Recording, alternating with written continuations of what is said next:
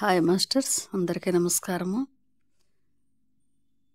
ముందుగా మనందరి గురువైనటువంటి బ్రహ్మర్షి పత్రేసార అమ్మ స్వర్ణమాల పత్రి అమ్మ దివ్య ఆశీస్సులతో గురుమండలి హనుమాన్ సీతారాముల యొక్క చైతన్యంతో మనము సీతాయనము బుక్ మనం చదువుకుంటున్నాం కదా.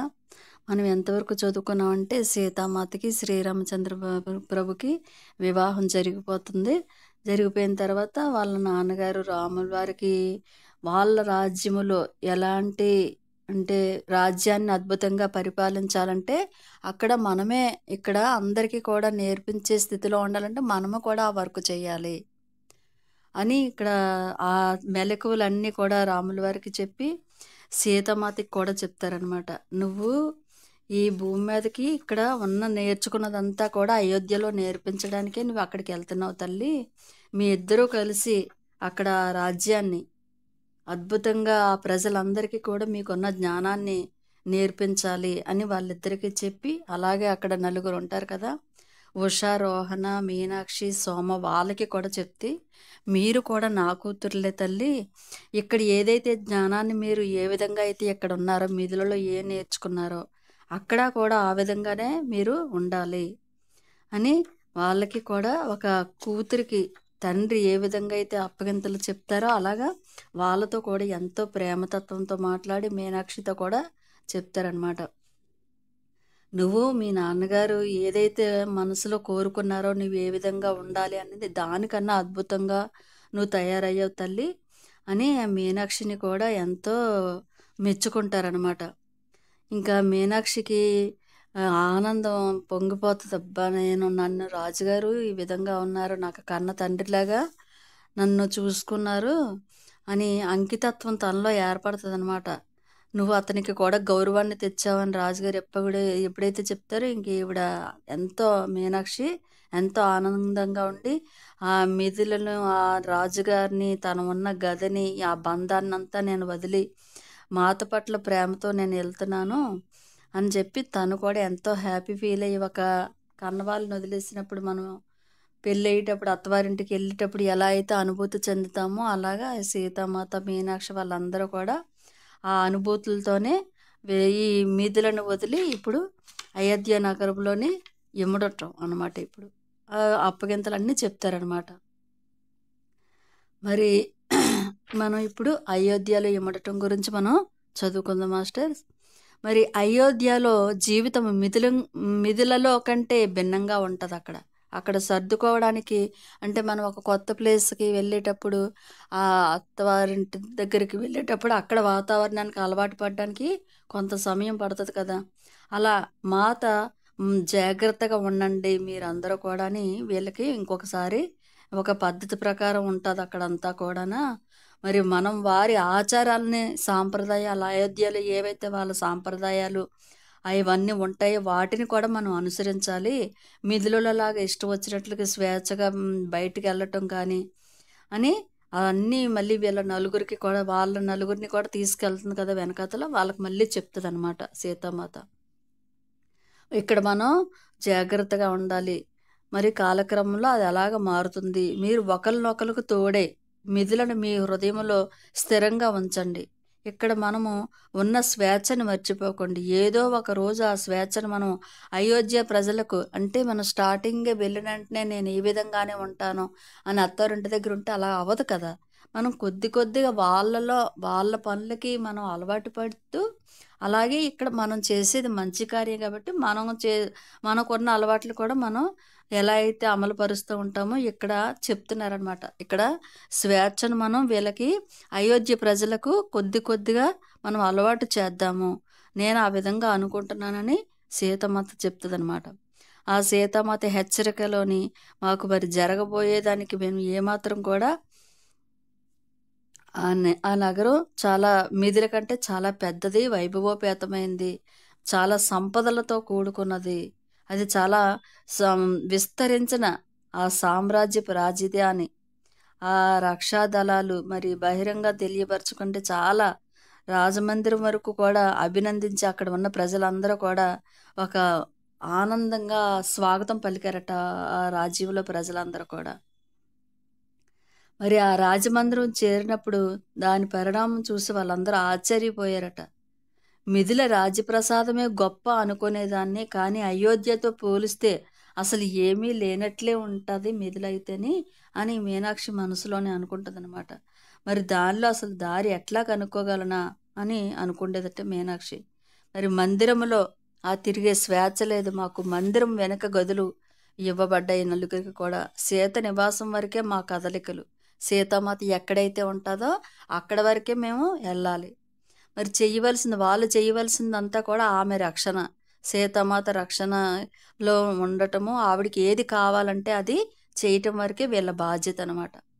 అలా సీతామాత వస్తువులు సర్దుతూ ఉండగా సోమ నా వైపు తిరిగి, మనం ఇతరుల సమక్షంలో ఉన్నప్పుడు మాతను పేరుతో పిలవకూడదు, అది ఆవిడికి దానిని అమర్యాదగా భావిస్తారు. అయితే మనం మాతను మరి ఏమని పిలాలి అని చెప్పి అనుకుంటే, ఏమని పిలవద్ది. ఇక్కడ పరిచారికలు రాజకుటుంబం వారిని ఏ విధంగానూ సంబోధించకపోవటం నేను గమనించాను. ఆమెను రాణి అని సంబోధిద్దాము. ఆమెతో ఏకాంతంగా ఉన్నప్పుడు అని అడిగినప్పుడు మనం ఆమెతో ఏకాంతంగా ఉన్నప్పుడు మిథిలలో ఉన్నట్లే ఉందాము. ఇంకొక విషయం, ఇక్కడ పరిచారకులు రాజకుటుంబపు సమక్షంలో కళ్ళు దించుకొనే ఉండి వారు మాట్లాడిస్తే తప్ప మాట్లాడకపోవటము. అంటే ఇక్కడ అవతల వాళ్ళు మాట్లాడితేనే ఇవతల వాళ్ళు కూడా మాట్లాడాలి, తల దించుకొనే మళ్ళీ కూడా. అది నేను గమనించాను. సోమ చెప్తుందనమాట వీళ్ళకి. మరి అది కూడా వాళ్ళని పేరుతో పిలవరు, సేవక అని పిలుస్తున్నారు. మరి మనం పరస్పరం ముఖాలు చూసుకున్నాం. మరి వారి సమక్షంలో మనం ఎక్కువగా ఉంటామని నేను అనుకోను కనుక ఇది పెద్ద సమస్య కాకపోవచ్చు.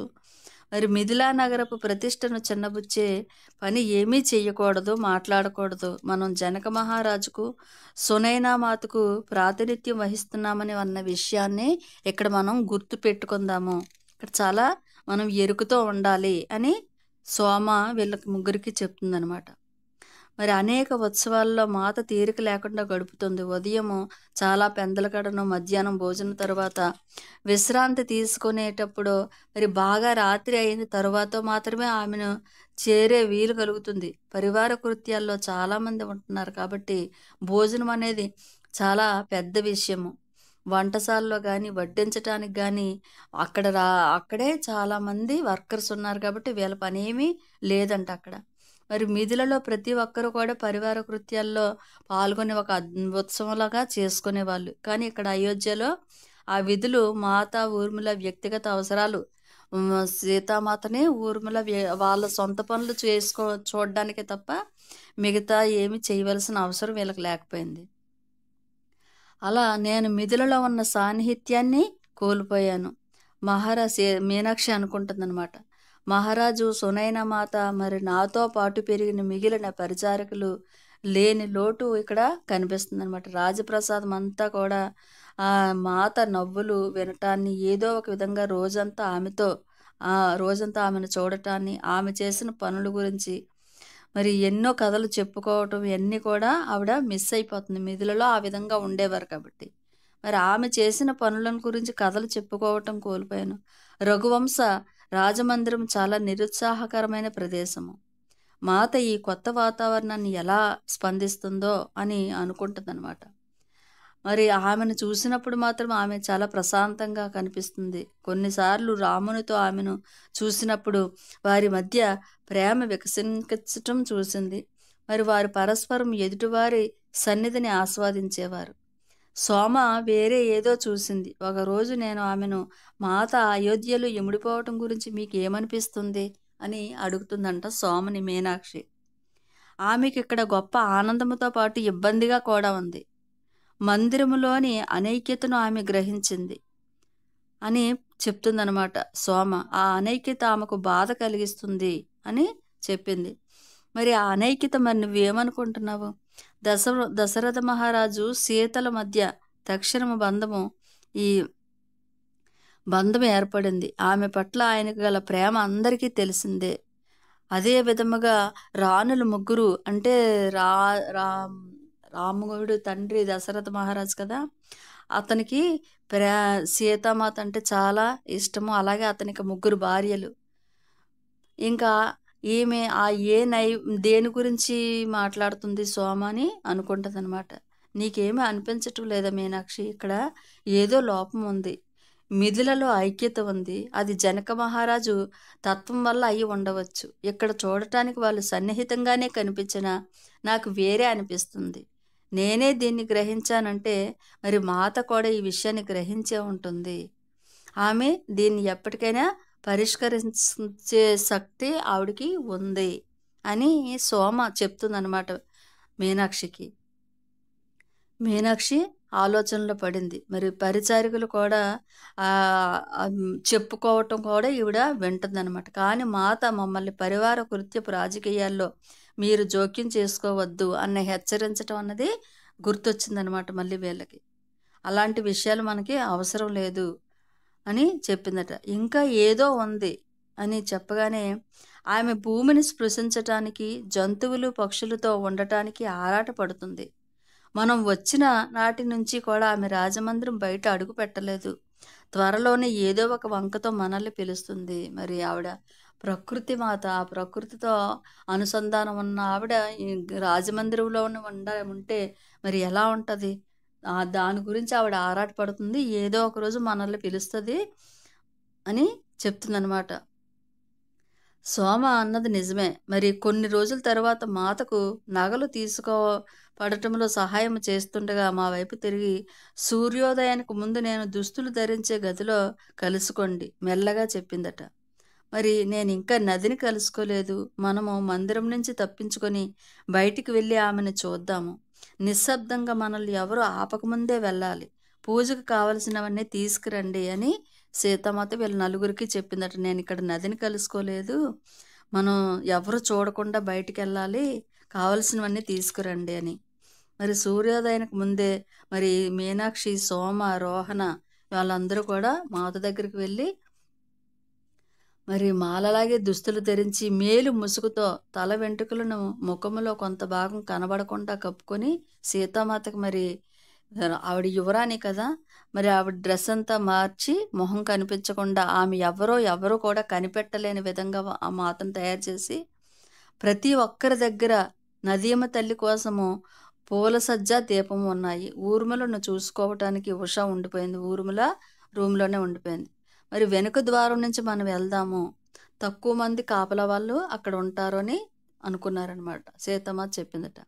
మరి నెమ్మదిగా మధ్యదారి నుంచి మెట్ల మీదుగా వెనుక ద్వారం వైపు వెళ్ళాం. అక్కడ ఇద్దరు కాపలాదాళ్ళు ఉన్నారు, ఇద్దరు కాపలా వాళ్ళు. మరి రాకుమారి సీతామాత నదీ దేవతకు పూజ చేయమని చెప్పారు. మేము ఎక్కువ దూరం వెళ్ళము అని సోమ చెప్పిందంట వాళ్ళకి. మిథుల నుంచి వచ్చిన పరిచారకులు వారిని వెళ్ళనివ్వవచ్చు అని రెండవ కాపలాదారుడు చెప్పాడట. రాజమందిరం వైపు నుంచి బయటపడ్డాక అప్పుడు హాయిగా వాళ్ళు రిలాక్స్ అయ్యారనమాట. ఒక సురక్షిత ప్రదేశం చేరే వరకు నది ఒడ్డుకు నడిచి అక్కడ నదీ దేవతకు పువ్వులు అర్పించి దీపారాధన చేసి మాత మంత్రాలు స్తోత్రాలు చదివిందట. నీటిలో ప్రవేశించేసరికి సూర్య భగవానుని తొలి కిరణాలు నదిని తాకి నదీ దేవతను పలుకరించాయి. మేము అది గ్రహించేలోపే మాత నదిలో మునిగింది. గాలి కోసము పైకి వస్తూ నవ్వుతూ ఆమె మమ్మల్ని పిలిచింది. రండి, నదీ దేవత మనతో ఆడుకోవాలనుకుంటుంది. ఆమె గంగామాత యొక్క చెల్లెలు, పేరు సరయూదేవి, చక్కగా ఆడగలదు. రోహణ, సోమ మెల్లగా నదిలోకి ప్రవేశించారు. మరి మీనాక్షి కూడా వెళ్ళబోతుండగా ఆవిడకి మళ్ళీ గుర్తొచ్చిందనమాట. అక్కడికి వెళ్ళకూడదు, నేను నదిలో స్నానం చేయకూడదని. సోమ మనుగుతూ లేస్తూ బయట ప్రదేశంలో ఎంత అద్భుతంగా ఉందో, మరి ఇది నేను అన్ని మర్యాదల నుంచి స్వేచ్ఛగా ఉండవలసిన సమయము అని సరయూదేవికి తెలుసు. అందుకే నన్ను ఇక్కడకు పిలిపించింది. నేను ఇప్పుడు ఇక్కడ ఆ సరయూమాతే నన్ను ఇక్కడికి రప్పించిందని చెప్తుందనమాట. మరి మాత ఆమె మమ్మల్ని పిలిచిందా అని అడిగిందంట సోమ. అవును, అనేక రాత్రులు ఆమె నన్ను పిలవటం విన్నాను. ఆలోచించు, నేను ఇక్కడికి వచ్చి ఎన్ని నెలలైంది, ఆమెను కలవటానికి రానేలేదు. గత రాత్రి నా ఆలోచన వచ్చే వరకు ఎలా తప్పించుకోలేదో తెలియలేదు. మేము నది వద్ద ఎక్కువసేపు లేము. మిథులలో మేము పొందే స్వేచ్ఛ ఉల్లాసాలు తిరిగి వచ్చే వరకు మాత్రమే ఉన్నాం. మేము తిరిగి మందిరం ప్రవేశించేసరికి శ్రీరాముడు మాత దుస్తులు మార్చుకునే వద్ద నవ్వుతూ ఎదురు చూస్తూ ఉండటం కనిపించిందట. వాళ్ళు వచ్చేసరికి శ్రీరాముడు నవ్వుతూ కనిపించినట్టుగా, అంటే దుస్తులు మార్చుకొని వెళ్ళింది కదా సీతామాత. నీకు నది వద్దకు వెళ్ళాలనిపిస్తుందని నాకు తెలిసినట్లయితే నేనే నిన్ను అక్కడికి తీసుకువెళ్ళేవాడిని కదా అని చెప్పారట శ్రీరామచంద్ర ప్రభు. ఇన్ని ఆంక్షలతో ఉండటానికి నువ్వు అలవాటు పడలేదని నాకు తెలుసు. త్వరలోనే మనము అడవికి వెళదాము అని చెప్పారట రామచంద్ర ప్రభు. మాత తన దుస్తులు మార్చుకోవటంలో మా సహాయం అవసరం లేదని సూచించగా వారిద్దరిని అక్కడ వదిలి వాళ్ళు వెళ్ళిపోయారంట. సోమ, మీనాక్షి, రోహణ వాళ్ళందరూ కూడా బయటికి వెళ్ళిపోయారు. కొన్ని రోజుల్లో సోమ వెంట రాగా శ్రీరాముడు సీత అడవికి వెళ్ళారట. అలా వెళ్ళేటప్పుడు సీత తన పాదరక్షలు తీసి పట్టుబట్టి రథము దిగి నడిచింది. ఇది రథములో వెళ్ళినట్లుగా ఉండదు, ప్రతివారు భూమి స్పర్శను అనుభూతి చెందాలి, అంటే చెప్పులు లేకుండా అడవిలో నడవాలి ప్రతి ఒక్కరూ కూడా అని చెప్పిందనమాట. మరి సోమ వారి కోసం రథము దగ్గర ఎదురు చూస్తుంది. వాళ్ళు చాలాసేపు రాలేదు. ఆమె ఆ మొక్కలు, జంతువులు అన్నింటితో సాన్నిహిత్యం ఏర్పరచుకుంటుందని నాకు తెలుసు. అయితే వారు అడవి నుంచి వచ్చేసరికి మాత మౌనంగా ఉంది.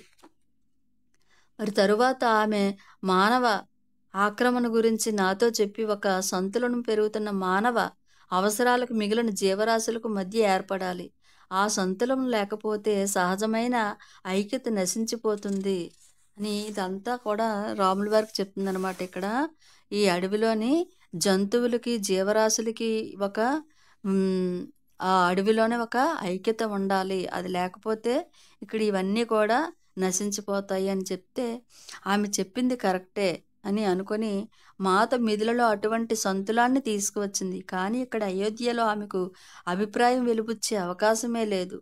సోమ చెప్తుందనమాట. దేని గురించో పూర్తిగా అర్థం చేసుకొని వాళ్ళు చూసుకున్న జనక మహారాజు తరువాత ఏం మాట్లాడినా మాతయే. అక్కడ మిథులలో అయితే జనక మహారాజు తర్వాత ఏదైనా ఒక విషయం మీద టాపిక్ మాట్లాడాలంటే మాత అక్కడ మాట్లాడుతుంది.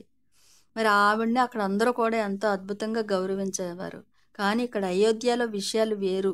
ఇక్కడ జీవితం అన్నది చాలా క్లిష్టం. ఇక్కడ అనేక అభిప్రాయాలు ఉన్నాయి. మరి అవి పోటీ పడే శక్తి కేంద్రాలు. మాకు ఇప్పటికీ కూడా తెలియని ఎన్నో విషయాలు ఇక్కడ అయోధ్యలో ఉన్నాయి.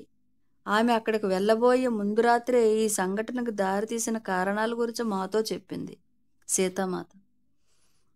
ఆ విషయాలు విన్నప్పుడు వీళ్ళకి భయం కలిగిందట.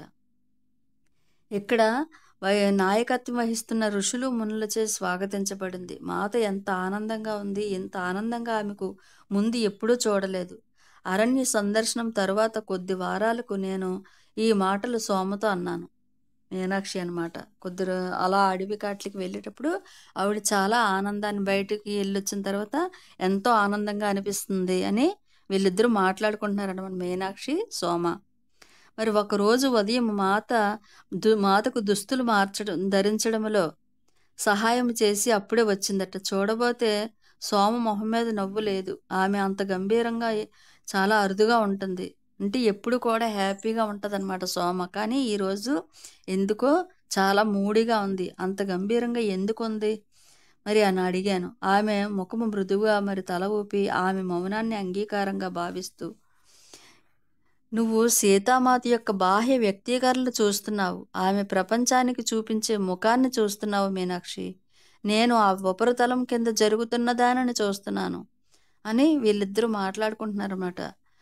మరి నువ్వు అనేది ఏమిటి అని అడిగిందట. ఆమె సంతోషంతో ఉరకలేయడం అనేది బహుశా తాను ఇక్కడి నుంచి వెళ్ళబోయే ముందు తాను వదిలి వెళ్ళాలని కోరుకుని ముద్ర అయి ఉండవచ్చు. ఈ విచారం నిండిన మందిరంలో ఆమె తన సంతోషాన్ని కొంత వదిలిపెడదాము అనుకుని ఉంటుంది. వదిలిపెట్టడం విచారము దేనిని? మహారాణి కైకేయి చూపించే క్రూరత్వాన్ని నువ్వు గమనించలేదా? ఆమె చూపుల్లోని దైన్యాన్ని నువ్వు చూడలేదా? నేను అయోమయంలో పడి ఆమె చెప్పిన మాటల అర్థానికి మోగపోయి సోమవైపు చూసి, అవేమి పట్టించుకోకు, మనము మన సమయాన్ని హాయిగా గడుపుదాము అని చెప్పిందట సోమ. నీకేం తెలిసింది సోమ? ఎవరు చెప్పారు? స్థిరంగా గట్టిగా ప్రశ్నించాను. పరివార కృత్యాల పరిచారకులు చెప్పుకునే ఆ ఊసిపోక మాటలు మాత మనల్ని హెచ్చరించింది. మా అందరిలోకి ఈ సూచనయే సోమయే శ్రద్ధగా పాటిస్తుంది. ఆమె ఇక్కడ చెప్పిన జాగ్రత్తలన్నీ సోమే చాలా ఎరుకుతో ఉండి చాలా శ్రద్ధగా చేస్తుందనమాట. పాటిస్తుంది. చేయటం కాదు. అక్కడ ఆచారాలని అంటే ఇలా మౌనంగా ఉండటము, వాళ్ళకి నచ్చినట్టుగా ఉండటం అన్నది సోమ పాటిస్తుందనమాట. ఆమె చాలా అరుదుగా వారితో కలిసేది. ఈ చెడ్డ మాటలకు ఆమెను అవమానించవలసిన లేదు. ఆమె ఎటో చూస్తుంది. మొట్టమొదటిసారి ఆమె కళ్ళల్లో నీళ్లను చూశాను.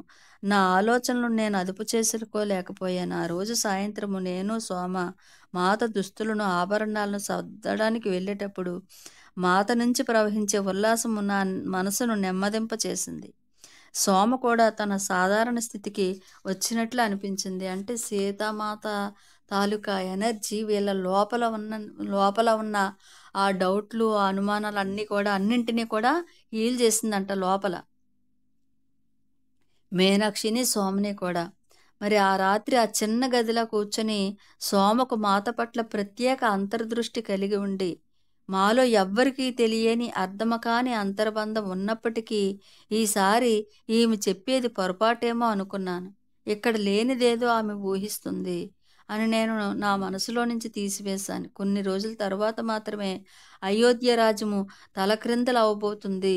అది కూడా బయట విరోధాల వల్ల కాక లోపలి వాళ్ళ వల్లనే అని జరుగుతుంది. ఇదంతా కూడా మరి ఈ విషయం అంతా సోమకు తెలుస్తుంది. ఆ విషయం మీనాక్షికి చెప్పింది. కానీ మీనాక్షి అది అదంతా ఏం కాదులే అని అనుకుంటుంది. అనుకొని ఇంకా విషయాన్ని మర్చిపోయిందనమాట. కొన్ని రోజులు అలా అనిశ్చితంగా ఉన్నాయి. మహారాజు అనారోగ్యానికి గురయ్యారు. మరి అది గుండెకు చెందిన అనారోగ్యం అని చెప్పారు. ఔషధ వృక్షాలతో మాత ఆయనకు సహాయం చేయడానికి ప్రయత్నించినా ఆయన కోలుకోలేదు. అప్పుడు ఆయన రామునికి పట్టాభిషేకం చేద్దామని నిర్ణయించుకున్నారనమాట. రాజుగారు అనారోగ్యంగా ఉన్నారు కదా, పెద్ద కొడుకు రాముడు కదా, అతనికి పట్టాభిషేకం చేద్దామని. ఆ మంగళదాయకమైన రోజు గడియలు దగ్గర పడుతుండగా హఠాత్తుగా ప్రతీదీ కూడా మారిపోయింది. మహారాణి కైకేయి మనసును ఆమె సేవకురాలు క్రూరమైన వంచన చేయగలిగిన స్త్రీ మార్చివేసింది.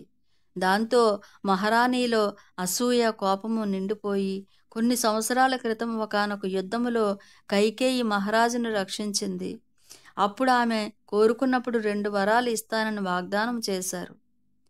ఇక్కడ ఏం జరిగిందంటే, ఉదయం రాముడికి పట్టాభిషేకం తెల్లవారితే చేద్దాం అనుకున్న టైంలోని మహారాణి కైకేయి మనసు ఆవిడ సేవకురాలు మార్చివేసిందనమాట. మరి నీ పిల్లలకి చేయకుండా ఇతనికి చేయటం ఏంటి అని చెప్పిందట. చెప్పగానే మరి ఒకరోజు కొన్ని సంవత్సరాల క్రితం యుద్ధంలోని కైకేయి మహారాజుని రక్షించినప్పుడు నీకేం వరం కావాలి కోరుకొని మహారాజు అడిగారట కైకేయిని.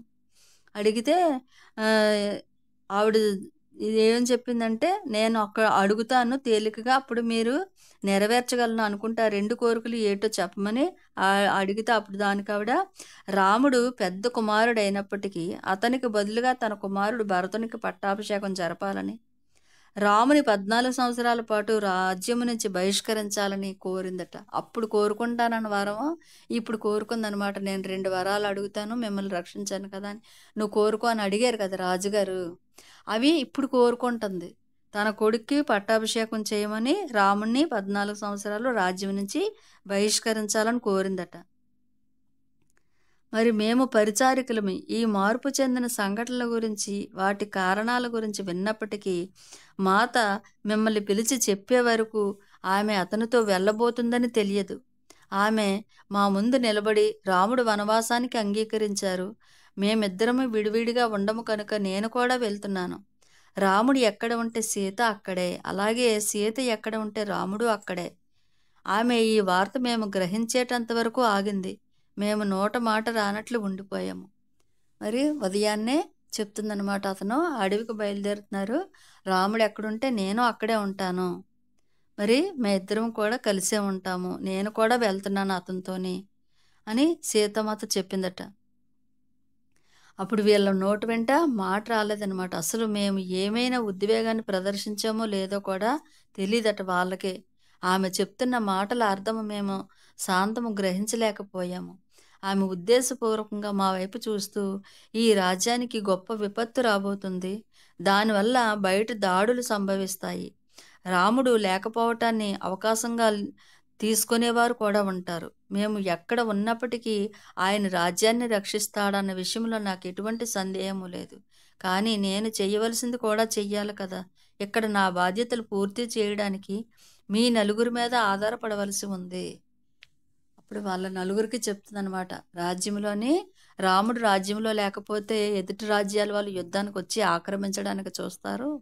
అయినా రాముడు ఎక్కడ ఉన్నా సరే ఈ రాజ్యాన్ని కాపాడుకుంటారు. కానీ నా బాధ్యతగా నేను కూడా చెయ్యాలి ఈ రాజ్యంలోని. మరి దానికి మీ నలుగురు సహాయం కూడా నాకు కావాలి అని వాళ్ళతో చెప్తుందనమాట. అంటే మీరు లేకుండా మేము ఇక్కడ ఉండాలా మాత అని వాళ్ళ నలుగురు అడిగారట. ముగ్గురు కూడా. మేము మిథిలకు వెళ్ళిపోతామేమో అనుకున్నాను. కానీ ఆమె తల ఆడిస్తూ ఊర్మిళ ఇక్కడే ఉంటది. నువ్వు ఆమె పనుల్లో సహాయం చెయ్యు. అంతేకాదు ఇక్కడ నా ఉనికిని కూడా వీలైనంతగా పరిరక్షించు అని చెప్పిందట. మాత మీరెంతకాలం దూరంగా ఉంటారు? ఉష అడిగిందట వణుకుతూ. మాత వెంటనే సమాధానం చెప్పలేదు కానీ 14 సంవత్సరాలని చెప్పిందట.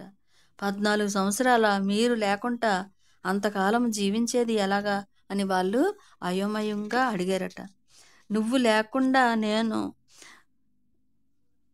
నేను లేకుండా ఉండవు మీనాక్షి. నువ్వు నా భౌతిక ఉనికిని దాటి చూడగలటం నేర్చుకోవాలి.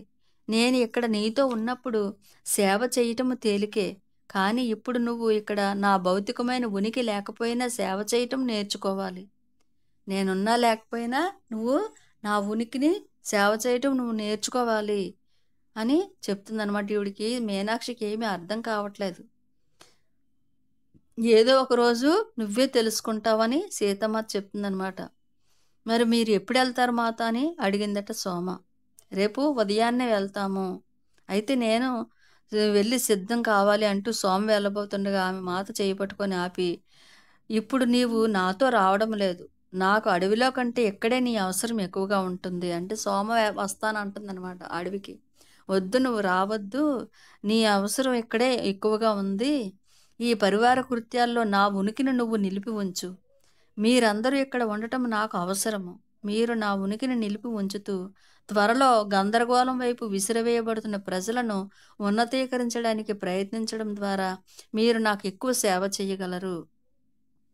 మీరు ఇక్కడే ఉండి ఇక్కడ నేనున్నాను, ఇక్కడ ఉన్నానన్న ఉద్దేశంతోనే మనం ఎలా అయితే ఆ ప్రజలను ఒక అద్భుతమైన దారిలోకి తీసుకురావాలంటే మీరు ఇక్కడే ఉండాలి. ఈ విధంగా మీరు నాకు సేవ చేయడం ఇక్కడ చాలా అవసరము అని అంటే, ఇదంతా అసలు జరుగుతుందా మాత అని అడుగుతుందట. మరి సంభవిస్తుందా అంటే, మరి సంసిద్ధపడే సమయమే లేదా అని అడిగితే, సిద్ధపడవలసింది ఏమీ లేదు మీనాక్షి. ఏం చెయ్యాలో నేను ఇప్పుడు మీకు చెప్తాను, నాతో రండి అని ఆమె మధ్య గది నిండా ఆమె గది బయటకు ఒక విగ్రహం ఉంచిన చోటుకి తీసుకువెళ్ళింది. వాళ్ళని గదిలోకి తీసుకెళ్ళి ఆమె గది బయటకు ఒక విగ్రహం చోటుకి తీసుకెళ్ళి అక్కడ విగ్రహం పక్కన ఒక పెద్ద పాత్ర ఉంది. ఆమె కళ్ళు మూసుకొని కొన్ని మంత్రాలు చదువుతూ తన చేతిని ఆ పాత్ర మీద ఉంచింది. ఆమె తెరచిన అరచేతి నుంచి పాత్రలోకి జ్వాల ప్రవేశించింది. చాలా గంభీరము స్థిరము అయిన స్వరముతో నేను నా శక్తిని ఆ జ్వాలలో ప్రవేశింపచేశాను. దానిని గమనిస్తూ ఉండండి.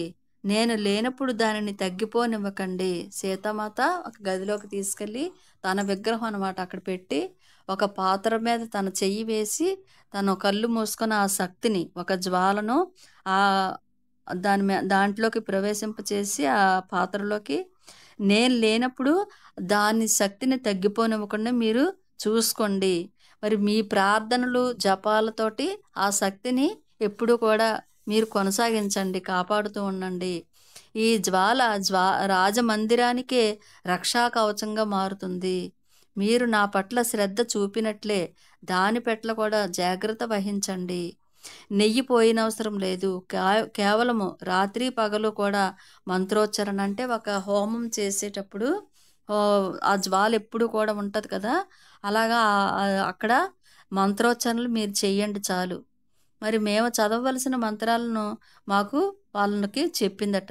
మరి నేను ఈ జ్వాలలో ఉంటాను. నేను సరైన సమయంలో దానిని నేను నా చైతన్యంలోనికి రప్పించుకుంటాను. అప్పుడు అది దానంతట అదే ఆరిపోతుంది. ఇప్పుడు మీకు రాముడు నేను వెళ్ళిన కార్యము పూర్తి అయిందని, మేము తిరిగి వస్తున్నామని తెలుస్తుంది.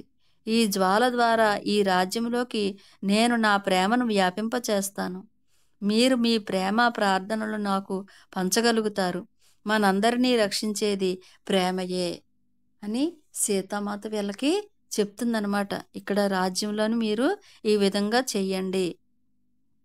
అప్పుడు మేము పూర్తిగా ఆ 14 సంవత్సరాలు అయిన తర్వాత వచ్చేటప్పటికి అప్పుడు ఆ జ్వాల ఆరిపోతుంది. మీరు మీ ప్రేమను ప్రార్థనలు అప్పుడు నాకు పంచగలుగుతారు. మనందరినీ కూడా రక్షించేది ప్రేమ మాత్రమే. మరి మాలో ఎవ్వరు కూడా అలా అందరూ కూడా నిశ్శబ్దంగా ఉండిపోయారట. మరి ఇప్పటికీ మాత మమ్మల్ని వదిలి వెళుతుందన్న విషయం వాళ్ళు జీర్ణించుకోలేకపోతున్నారు. సోమకు తప్ప మాలో ఎవ్వరికీ కూడా ఆవిడ చెప్పింది అర్థం అవ్వలేదంట. కానీ అయితే మేము అనుసరించవలసిన సూచనలను చెప్పిందట. మరి ఉష దాన్ని కొనసాగించి ఊర్మిళను జాగ్రత్తగా చూసుకో. లక్ష్మణుడు పూర్తి చేయవలసిన విషయాల్లో తోడ్పడటానికి ఆమె గాఢ ధ్యాన స్థితుల్లోకి వెళ్తుంది.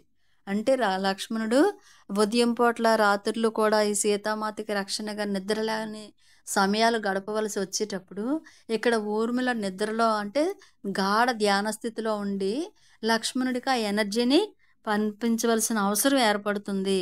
ధ్యాన స్థితిలోకి వెళ్తుంది. ఎప్పుడూ కూడా ఆమె పక్కనే ఉండు అని చెప్పిందనమాట. మరి సోమ రాముడు దగ్గర లేని సమయంలో తీవ్ర వేదనకు గురి అయ్యే కౌసల్య మాత నిలిచి ఉండటానికి నువ్వు నా ప్రేమ వాహకనములా వ్యవహరించు. నన్ను సేవించినట్లే ఆమెనే సేవించు. చూడండి ఇక్కడ మనం ఎంత నేర్చుకోవలసి ఉంటుందో నిజంగా.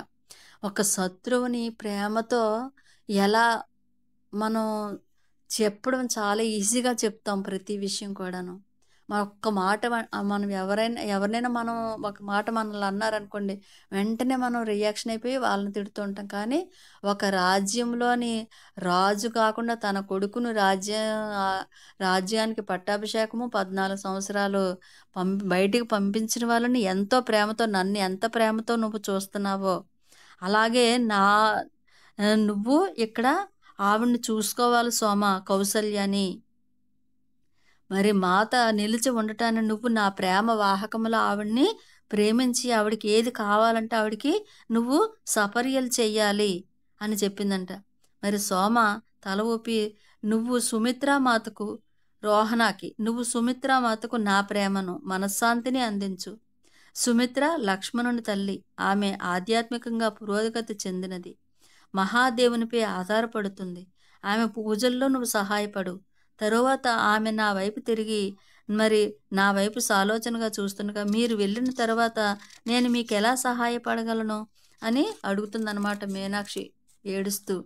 ఆమె నెమ్మదిగా బదులిస్తూ మాత కైకేయిని చూసుకోవటానికి నీ అవసరం ఉంది. నేను భయంగా చూశాను కానీ ఏమీ మాట్లాడలేదు. ఆమెకు అత్యంత జాగ్రత్త అవసరము. అంటే కైకేయే కదా ఇప్పుడు ఇదంతా చేసింది. ఆవిడికి ఇప్పుడు మరి చాలా జాగ్రత్తగా అవసరము. ఎందుకంటే ఇలా చేసిందని ఆవిడ అందరూ కూడా ఆవిడని అసహ్యించుకుంటారు, వెలివేస్తారు. ఆమె మళ్ళీ స్పృహలోకి వచ్చిన తరువాత తనను తానే క్షమించుకోలేదు. రాముడు ఆమెను ఎంతగానో ప్రేమిస్తాడు. ఆమె తిరిగి స్పృహలోకి వచ్చి తన హుందాతనాన్ని విలువను మళ్ళీ పొందాలనుకుంటాడు అని మాత ఆమె ఇదంతా చేసిన తర్వాత కూడా ఈ విషాదానికి అంతటికీ ఆమె కారణం కాదా అని అడిగిందనమాట. ఇదంతా చేసింది ఆవిడే కదా, ఆమెపై మీరు ఎలా ప్రేమగా ఉంటున్నారు అని. మాత తల ఊపి మరి మేము వెళ్ళటానికి ఆమె ఒక ఉపకరణము. అంటే ఆమె మానసిక బలహీనత ఆమెను ఈ విధంగా ఉపయోగించటానికి అనుమతించింది. అందుకని ఆమెను మనం వెలివేయకూడదు. ఆమె మాలో ఒక్కొక్కరిని చూసింది. మనం ఒక గొప్ప ప్రణాళికను పూర్తి చేస్తున్నాము. ప్రతి దురదృష్టం వెనుక ఒకానొక ఆశీర్వాదం దాగి ఉంటుంది. అడవుల గుండా ఈ ప్రయాణం అవసరము. ఆశ్రమాలపై దాడులు జరిగి ధ్వంసము చేయబడతాయి. ఈ బోధనా కేంద్రాలు లేకపోతే రాబోయే యుగాల వారి కోసము పవిత్ర వేదాలు రక్షించబడవు. ఒక నూతన నాగరికత ఉద్భవించబోతుంది. అది మొగ్గ తొడగటానికి తోడ్పడటంలో మనమందరము మన వంతు కర్తవ్యము నిర్వహించాలి. ఇప్పుడు మనం అనుకుంటాం కానీ మనం ఎదగటానికి వాళ్ళే కారణము. ఇప్పుడు రాజ్యములోని ప్రతి ఒక్కరూ కూడా ఇక్కడ ఈ బోధనా కేంద్రాలు రావాలి. ఇదంతా కూడా ముందు రాబోయే యుగాల వారి కోసము ఇదంతా జరిగి తీరాలి. కాబట్టి ఇదంతా కూడా మనందరి కర్తవ్యము అని చెప్తుందనమాట సీతమాత వీళ్ళకి. మరి వెళ్ళటానికి ఇంకా కొద్ది గంటల సమయమే ఉంది. ఈలోపు విశ్రాంతి తీసుకోమని చెప్పి ఆ రాత్రంతా కూడా మీనాక్షికి నిద్ర పట్టలేదట. పక్కపై పడుకొని ఆ మాత చెప్పిన మాటలు అలాగా మననం చేసుకోసాగిందట మీనాక్షి. మరి ప్రతి దురదృష్టం వెనుక ఆశీర్వాదం దాగి ఉంటుంది. మరి ఆమె ఇంతకు ముందు మిథులలో కూడా ఇలాగే నాకు చెప్పింది. అయితే మనం దానికోసం వెతకటం అవసరము అని అది ధోరణి మీనాక్షిది. మరి ఏ దృష్టితో జీవితాన్ని చూస్తామో అది దురదృష్టాన్ని ఆశీర్వాదంగా మార్చుకోవటాన్ని నిర్ణయిస్తుంది. అయితే మా నెత్తి మీద పడిన విషయాల వెనుక నేను ఏ ఆశీర్వాదాన్ని కనుక్కోలేకపోయాను. ఆ తరువాత రాత్రంతా కూడా దశరథ మహారాజు శ్రీరాముని వెళ్ళవద్దని ప్రార్థిస్తూ మీరు రాముణ్ణి మీరు వెళ్ళొద్దు అని ప్రార్థిస్తూ ఉన్నాడట. కానీ శ్రీరాముడు తన ధర్మము పాటించడం తప్ప వేరే మార్గం లేదు అని పదే పదే చెప్పిన తర్వాత మహారాజు సీతను రామునితో వెళ్ళవద్దు, రాముణ్ణి వెళ్ళొద్దన్నారంట. తర్వాత నువ్వు రాముడితో వెళ్ళవద్దమ్మా అని సీతామాతను కూడా బతిమాలాడారంట. బ్రతిమలాడితే తమ కుమార్తె వనవాసానికి వెళ్ళిందని జనక మహారాజుతో మేము ఎలా చెప్పాలి తల్లి అని మహారాజు కౌసల్య అందట. మరి ఆయన ఆశీర్వాదాన్ని అప్పటికే నేను అడిగాను, నేను పొందాను అని చెప్పిందంట. మరి మీ నాన్నగారితో ఈ విషయాన్ని మేము ఎలా చెప్పగలము అని అంటే, లేదు అతని ఆశీర్వాదం నేను తీసుకున్నాను, అతని అనుమతి కూడా నేను పొందాను అని సీతామాత ఇక్కడ రాజుగారికి అంటే మామగారికి అత్తగారికి కూడా చెప్తుందనమాట. మరి ఆయన ఇచ్చారా అని అడిగారట. మహారాణి కౌసల్య అడిగిందట. సీత తల పంకించి ఆయనతో సమాచారం నెరపాలంటే నాకు ఆయన భౌతిక ఉనికితో పని లేదు. ఆయన ఆశీర్వాదం లేకుండా నేను ఎన్నడూ ఎటువంటి చర్య తీసుకోను. జనక మహారాజే ఆశీర్వాదం ఇచ్చినప్పుడు మిథుల నుంచి వచ్చిన నా వంటి పరిచారిక చెప్పేదేముంది? అదంతా గొప్ప మేలు కోసమే అనుకోవటం తప్ప అని చెప్తుందనమాట. జనక మహారాజే ఇక్కడ ఆశీర్వాదం మా నాన్నగారికి చెప్పకుండా నేనేమీ కూడా పని చెయ్యను. ఇక్కడ భౌతిక శరీరంతో నాకు పని లేదు అతనితోని. మేము ఆ ఇన్నర్తోనే మాట్లాడుకుంటాను నా తండ్రితోటి అని చెప్పిందట. మరి చక్కగా ఉదయం అయిపోయింది. అందరూ కూడా వెళ్ళటం చూడటానికి, సీతామాత రాముడు వెళ్ళిపోవటం చూడటానికి ఆ రాజమందిరం అందరూ కూడా ప్రజలందరూ కూడా గుమిగూడారట. శ్రీరాముడు, లక్ష్మణుడు, సీతామాత ఋషుల వస్త్రాలు ధరించారు. మరి వర్షానికి బదులుగా విచారము నేలను ముంచెత్తి భూమి దుఃఖిస్తున్నట్లుగా అనిపించిందండి అందరికీ కూడా. వాళ్ళందరూ కూడా ఎంతో బాధతో ఉన్నారు. కానీ సీతామాత, శ్రీరాముడు ఎంతో ప్రశాంతంగా ప్రకాశవంతంగా ఉన్నారు. ఆ ముగ్గురు ఋషులు కుటుంబానికి వీడ్కోలు చెప్తూ మేము పరిచారికలము నలుగురము పక్కన నిలబడ్డాం. వీళ్ళు నలుగురు కూడా పక్కనే నించొని ఉన్నారనమాట. మరి మాతో మాట్లాడే అవకాశం వస్తుందని మేము అనుకోలేదు. కానీ ఆమె పక్కకు నడిచి మా వద్దకు వచ్చి మా అందరితోనూ చేతులు కలిపిందట సీతామాత. మీరందరూ నాకు చక్కగా సేవ చేశారు, అదే విధంగా కొనసాగిస్తారని కూడా నాకు తెలుసు. నా ప్రేమ ఎప్పుడు కూడా మీతోనే ఉంటుంది అని చెప్పిందట. మరి నేను ఆమెను మళ్ళీ చూడలేనేమో, నాకు వయసు అయిపోతుంది, ఆరోగ్యం సరిగ్గా లేదు అన్న ఆలోచన మీనాక్షి మదిలోనే నిలిచిందట. 14 సంవత్సరాల కన్నా అంటే నాకు అనంతంగా కనిపించింది. 14 సంవత్సరాల తర్వాత కదా వీళ్ళు వస్తారు. మరి నేను ఎలాగాని మాత వైపు చూసిందట మీనాక్షి. ఆమె స్వరం నా లోపల, మీనాక్షి నేను నిన్ను మళ్ళీ చూస్తాను, నీకు మాట ఇస్తున్నాను అని చెప్పటం తన ఇన్నర్లోకి వచ్చిందట. సీతామాత చూపు ద్వారా తన మనసులో ఒక ఆలోచన. మరి తరువాత విడిపోతున్న చూపుతో ఆమెను వెనక్కి తిరిగి నడిచింది. చాలామంది ప్రజలు వారిని అనుసరించి నేను ఉషా కూడా నడబోయాం. కానీ సోమన మా భుజాలపై చేతులు వేసి వెనక్కు లాగి తల అడ్డంగా తిప్పి, మాత దీనిని ఇష్టపడదు, మనం వెనుకకు మన మిధులలోకి మన పనుల్లోకి మనం వెళ్ళి పూర్వంలాగే సాగిద్దాము అని వాళ్ళ ముగ్గురిని కూడా వెనక్కి లాగిందంట. మనం ఏ పని మీద అయితే వచ్చామో దాన్ని అద్భుతంగా మాత ఏం పని చెప్పిందో మనం ఆ పని చేద్దాము.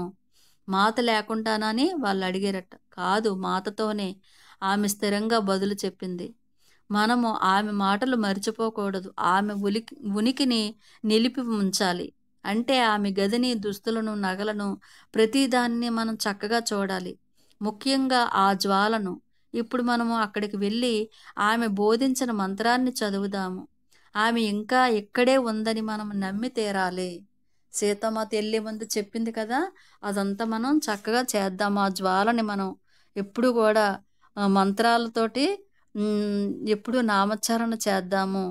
ఇక్కడే సీతామాత ఉంది అని ఆమె వస్తువుల్ని, ఆవిడ నగల్ని, ఆవిడ దుస్తుల్ని, ఆ రూమ్‌ని కూడా మనిషి ఎలా అయితే ఉండి అవసరాలు ఎలా అయితే తీరుస్తామో ఆ విధంగా మనం భావన చేసుకుందాము అని సోమ వాళ్ళ ముగ్గురికి చెప్పిందనమాట. Okay masters. Thank you so much. మళ్ళీ